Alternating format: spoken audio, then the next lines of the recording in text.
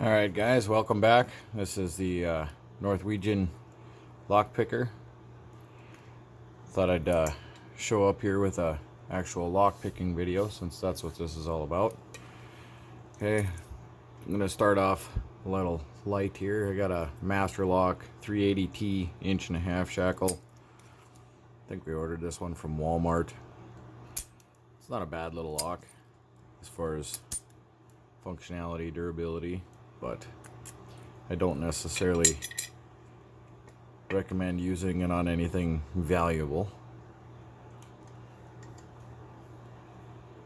One of the first things I noticed after I started picking was just how vulnerable master locks are. And I know that's said by everybody, but it really is quite shocking when it's got to be the #1 padlock out there being sold.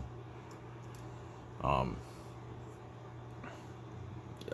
I suppose their main focus is on destructive attacks, so they're not actually watching out for the guys that are picking, and there's probably not that many of us out there, at least not many of us that are criminals. But so I'm going to use my Sparrow's heavy bar set. This is the, I can't remember what the thickness is on this one. Let's find out.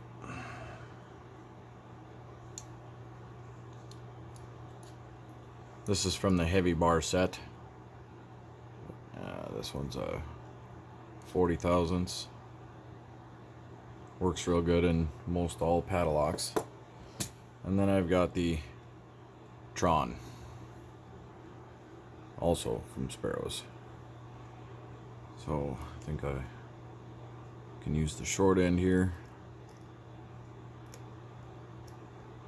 Slide it in. I like to start all the way to the back. See if we can get you in closer here. Okay, I'm gonna go for pin 4. Click out of that. Go for pin 3. Not much going on there. Let's see. 4, 3, 2, and 1, and there we go.